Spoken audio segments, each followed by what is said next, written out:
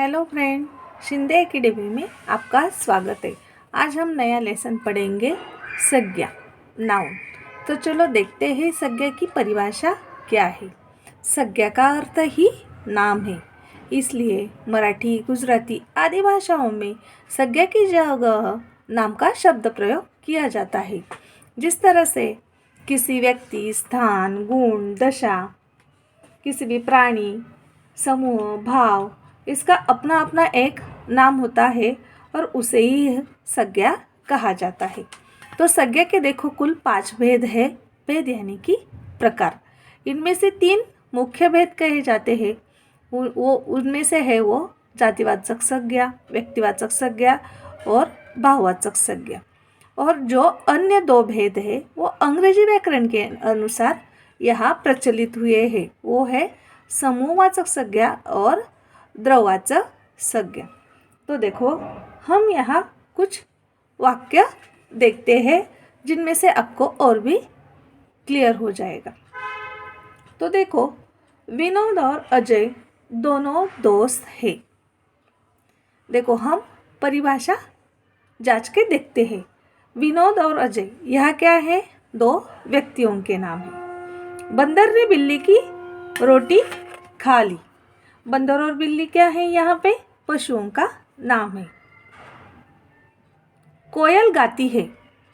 कोयल क्या है? कोयल एक पक्षी का नाम है। मेज पर पुस्तक रखी है। मेज और पुस्तक वस्तु का नाम है। रूबी और रेखा में गहरी मित्रता है। रूबी, रेखा ये लड़कियों के नाम है और मित्रता ये क्या है? मित्रता एक भाव का नाम है। उसी तरह से अगला वाक्य देखते हैं। वह बड़ा बेईमान है। मित्रता जिस तरह से भाव का नाम था, उसी तरह से बेईमानी भी यहाँ एक भाव का ही नाम है। बुढ़ापे पे शरीर कमज़ोर हो जाता है। बुढ़ापा क्या है? बुढ़ापा एक अवस्था का नाम है। तो देखो आपकी समझ में आया होगा कि इसी तरह से हर एक व्यक्ति, प्राणी, वस्तु, स्थान, समूह, भाव, गुण और अवस्था का अपना अपना एक नाम होता है और व्याकरण में इसे ही संज्ञा कहा जाता है। तो देखो हम एक एक करके इस संज्ञा के जो भेद है वो जरा विस्तारित स्वरूप से देखते हैं। पहला है जातिवाचक संज्ञा, मतलब कॉमन नाउन। देखो इसकी परिभाषा है कि जिन नामों से एक जाति के सब प्राणियों, स्थानों अथवा वस्तुओं का ज्ञान होता है उन्हें जातिवाचक संज्ञा कहते हैं। जैसे कि मनुष्य, पशु, वृक्ष, पर्वत आदि। देखो इसके भी कुछ हम वाक्य देखते हैं। वह बुरा आदमी है। इससे हमें क्या पता चलता है कि आदमी संज्ञा किसी भी आदमी के लिए आ सकता है। बच्चा कमज़ोर है। बच्चे को बच्चा ही कहा जाता है, इसलिए सारे बच्चे इसमें आ सकते हैं। नहर चौड़ी है। लड़की गाना गा रही है। माली बगीचे में है। यह जो हमने कुछ यहाँ वाक्य पढ़े, इनमें से आदमी, बच्चा, नहर, लड़की, माली ये क्या है? सारे किसी न किसी जाति के हमें इससे बोध होता है, ज्ञान होता है। तो उसे हम कहते हैं कि जातिवाचक संज्ञा। अगला है अभी व्यक्तिवाचक संज्ञा, मतलब प्रॉपर नाउन। देखो अब हम देखते हैं व्यक्तिवाचक संज्ञा की परिभाषा, जो है जिन नामों से एक जाति के भीतर के किसी एक ही व्यक्ति का अथवा स्थान, वस्तु का बोध होता है उसे ही हम व्यक्तिवाचक संज्ञा कहते हैं। जैसे कि कुछ उदाहरण हैं: राम, हिमालय, मुंबई, गंगा, ताजमहल आदि। इससे ही हमें पता चलता है कि राम मतलब एक व्यक्ति है। हम ये विशिष्ट राम को ही यहाँ जानते हैं। हिमालय ये एक पर्वत है। मुंबई ये एक शहर है, ये हमें पता है। गंगा एक पवित्र नदी का नाम है।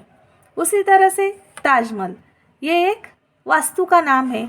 तो इसी तरह से ये है व्यक्तिवाचक संज्ञा।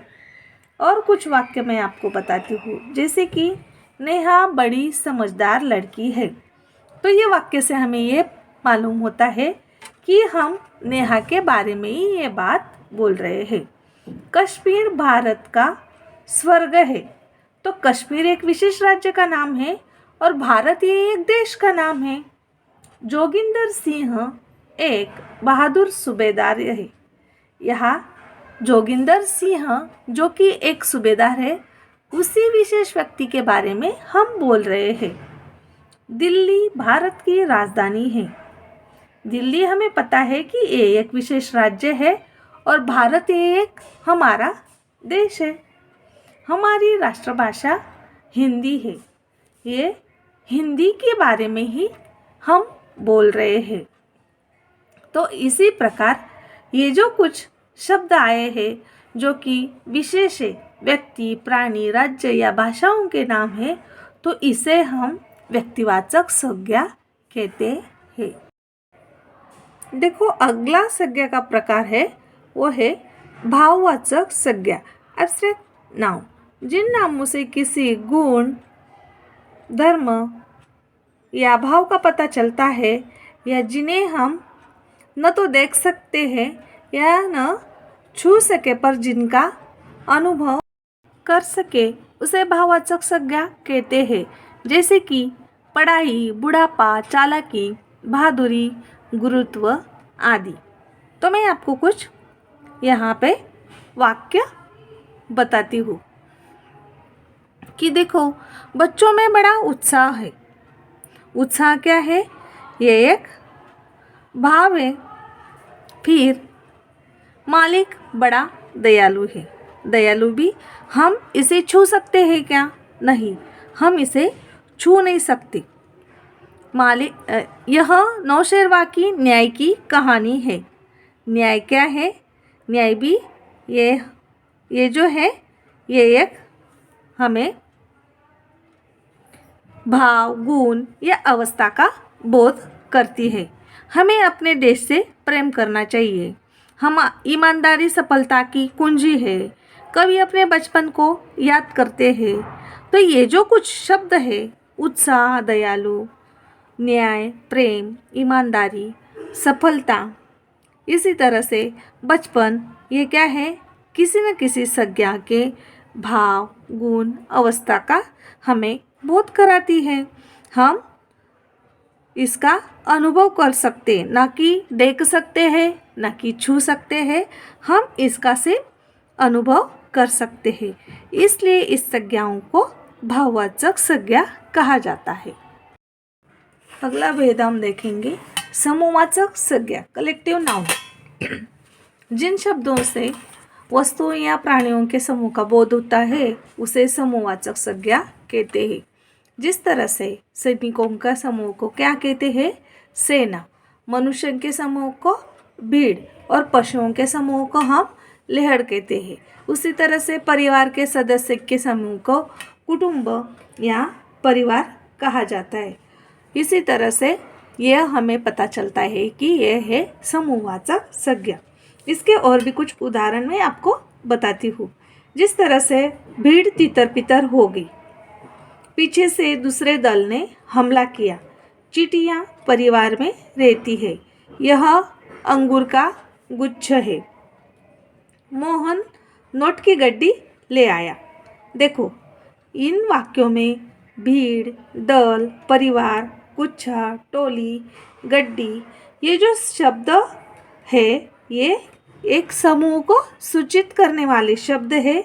इसलिए इन सभी को समूहवाचक संज्ञा कहा जाता है। तो समूहवाचक संज्ञा की परिभाषा किस तरह से होगी? जिस संज्ञा से किसी एक जाति, व्यक्तियों या प्राणियों का बोध होता है उसे हम समूहवाचक संज्ञा कहते हैं।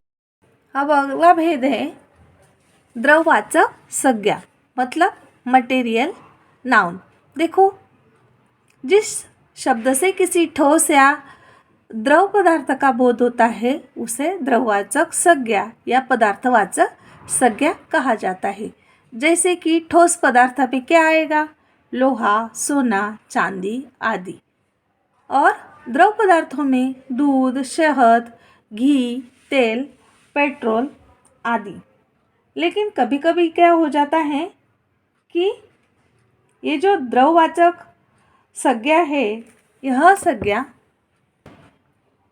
जातिवाचक और समूहवाचक संज्ञा के अंतर्गत इनका समावेश होता है, इसलिए इसे स्वतंत्र भेद नहीं माना जाता।